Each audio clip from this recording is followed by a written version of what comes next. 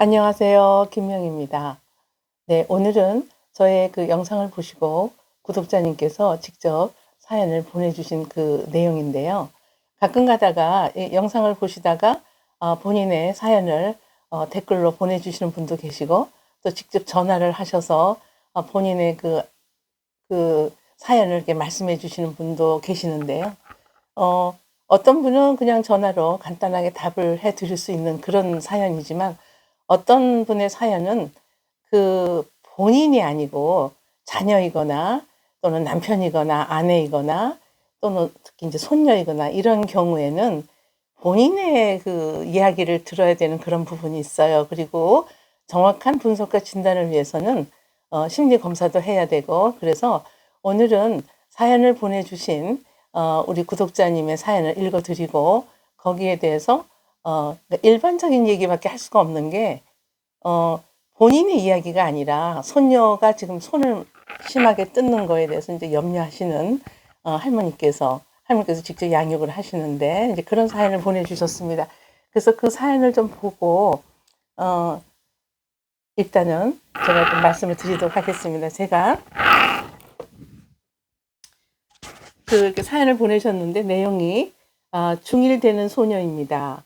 여동생은 초등학교 5학년, 중학교 1학년 소녀는 어릴 때부터 말수가 적은 아이입니다.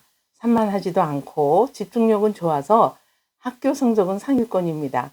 지금까지는 친구 관계도 원만하고 학교나 교회 생활도 잘하고 특히 그림을 잘 그립니다. 손녀들 엄마, 제 며느리는 3년 전에 천국으로 긴 여행을 떠났습니다. 아유, 그러셨군요. 며느리가 아프다 보니 큰 손녀는 초등학교 1학년 때부터, 작은 손녀는 유치원 다닐 때부터 제가 돌보고 있습니다. 아들은 직장에 출장이 자주 있다 보니 제가 키우고 있습니다. 제가 염려하는 것은 중학교 1학년 손녀딸이 손톱 주위를 피가 날 정도로 입으로 뜯어서 걱정이 됩니다. 어릴 때부터 그랬다고 하는데 그때는 손톱 위주로 뜯다가 이젠 범위가 넓어져서 손톱 주위까지 뜯어서 피가 날 정도입니다. 지적을 하면은 싫어하는 내색을 하기에 지금은 농담식으로 한마디 건넵니다.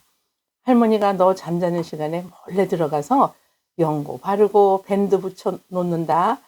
그럼 씩 웃고 넘어갑니다. 심리 상담소를 찾아가야 할지 갈등하고 있습니다. 그래서 제가 답변을 일단 드렸습니다. 유채님께서 사랑하는 손녀들을 양육하시느라 수고가 많으십니다. 댓글만 가지고 원인을 분석하고 치료하기에는 한계가 있습니다. 유채님께서 말씀하신 대로 정신건강과 혹은 심리상담을 받아보시기를 권면드립니다. 긴 댓글 감사합니다. 라고 일단은 제가 댓글에 대한 답변을 드리긴 했습니다만은 그 손녀딸을 키우면서 얼마나 걱정이 많이 되시겠어요. 그리고 또 부모가 키우는 게 아니니까 이제 이걸 우리 보통 이제 조성 가정이라 그러는데 이제 할머니 할아버지가 이제 손녀 손주를 키우는 그런 가정을 조성 가정이라는데 일반적으로 보면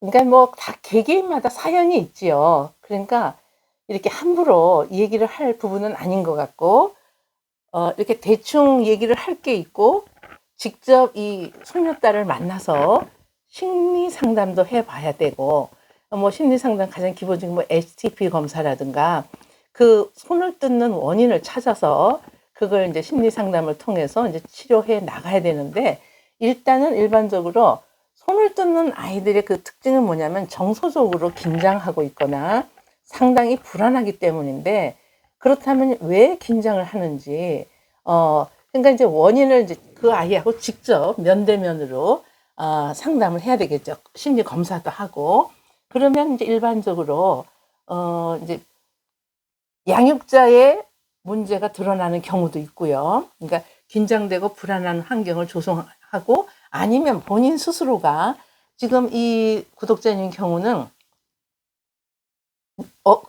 그 며느님이 오래전에 그 천국에 가셨다고 하셨네요. 그러니까 지금 엄마가 없는 상황이고 또 아버지도 함께 사는 게 아니라 지금 뭐 이렇게 여기 보니까 아빠도 지금 같이 살고 있지 않고 직장에 출장이 자주 있다 보니 이제 할머니께서 키우십니다. 이제 이런 내용이고, 이제 할머니께서 이제 포커스를 어디다 두셨냐면은, 제가 염려하는 것은 중학교 1학년 손녀가 손톱주위를 피가 날 정도로 입으로 뜯어 걱정입니다. 이제 이거는 일반적으로 그러니까 손을 빠는 행위하고 손을 뜯는 행위는 또 달라요, 의미가. 그러니까 오늘 그 주제가 손을 뜯는 거, 그러니까 피가 날 정도로 뜯고, 이것도 오래됐다고 하니까, 할머니께 오기 전부터 그랬다고 하니까, 이러한 그 증상은 원인이 다양한데, 일단은 긴장과 정서적으로 불안한 아이들에서 흔히 나타나는 증상이라고 볼 수가 있어요. 그렇다고 해서 아이를 만나지 않고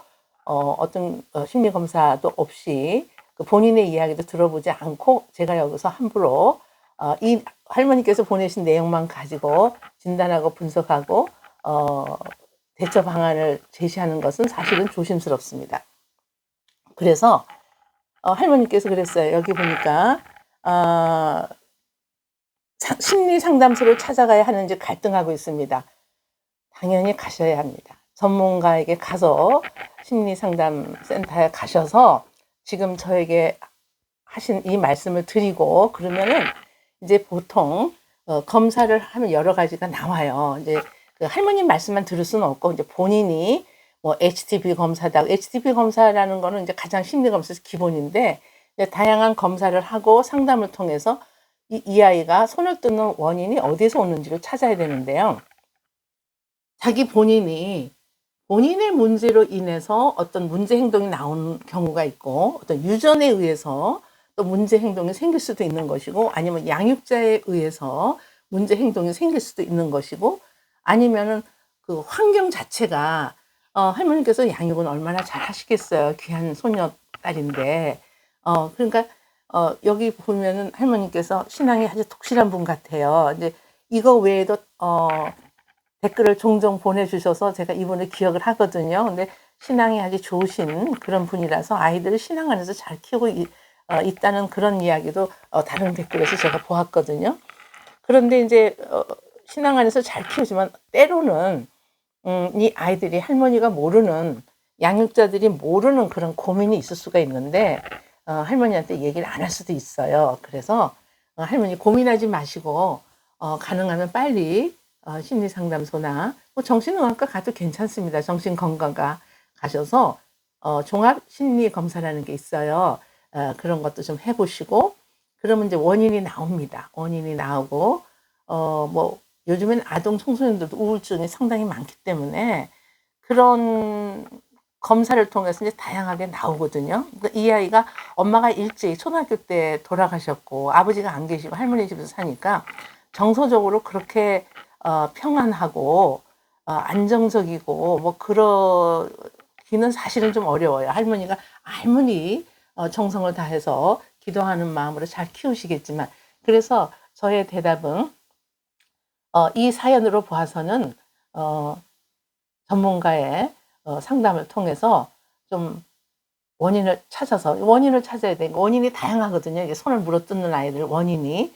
그러니까 그렇게 해서 만약에 어떨 때는 약 처방이 필요할 수도 있어요. 그 긴장되고 불안한 그 정서를 좀 이렇게 스테이블하게 안정적으로 해주는 약 처방을, 정신의학과 가면 약 처방하는 약을 줄 수가 있고, 심리 상담을 가면 약 처방은 못 해요. 거기서는 약을 주는 게 아니라 이제 상담을 평균 한 10회기 정도, 이거 평균으로 해서 한 10회기 정도 잡고, 아이도 상담을 받고 양육자도 상담을 받고, 그러면 이제 거기에서 그 원인이 나올 때 그때 그 원인에 따라서 치료를 해야지, 이렇게 섣불리 아이를 보지도 않은 상태에서 제가 이렇게 말씀드리는 것은 사실 조심스럽습니다. 왜냐하면 원인이 본인의 문제가 있을 수도 있고, 양육자와 아무 상관없이 지금 중학교 1학년이니까 학교에서 그 교우 관계에서 오는 어떤 인간관계에서 오는 문제일 수도 있고요.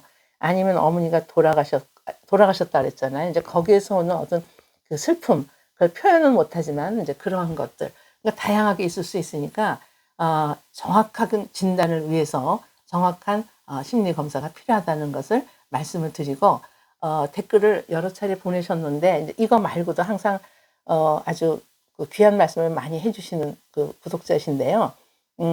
그래서 저의 답변은 네, 할머니께서 염려하시는 대로 심리상담소나 정신청소년과 이런 데 가셔서 심리검사도 받으시고 그 원인을 좀 찾아서 치료를 받는 게 좋겠다. 이게 뭐 한번 간단히 한 5분, 10분 얘기해서 될 일은 아니에요. 피가 나는데도 뜯는다고 하잖아요. 이제 손톱만 뜯는 게 아니라 그 주변 살도 다 뜯는다고 하니까 얼마나 고통스럽겠어요. 그 할머님이 고통스럽죠. 아이는 뜯고 나면 좀 시원할 수도 있어요. 이게 뜯으면 피가 나니까 아프긴 아프지. 그런데 그 어떤 자기한테서 올라오는 그런 어떤 불안한 두려움 이런 어떤 감정이 그 뜯음으로 해서 해소가 되는 그런 경우가 있기 때문에 할머니께서 많이 염려를 하시고 그래서 제가 오늘 영상을 찍게 되었습니다. 네, 사연을 이렇게 주시는데 어떤 분은 제가 이렇게 댓글만 봐도 바로 답을 할 수 있는 일반적인 이야기는 제가 영상을 통해서 말씀을 해드리거나 아니면 댓글로 해드리는데 지금 이 케이스는 직접 아이가 상담을 통해서 검사를 통해서 원인을 정확하게 찾아야 되는 상황이어서 제가 이 내용만 갖고는 섣불리 말씀드리기가 좀 그래서 영상으로 이렇게 말씀을 드리겠습니다.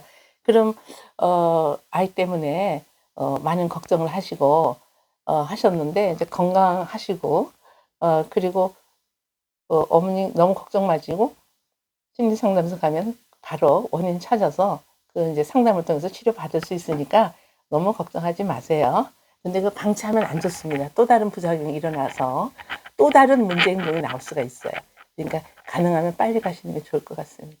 네, 오늘은 네, 그 구독자님의 그 사연을 읽어드리고 거기에 대한 답변을 드리는 그런 방송으로 여기까지 하도록 하겠습니다. 네, 김명희였습니다. 감사합니다.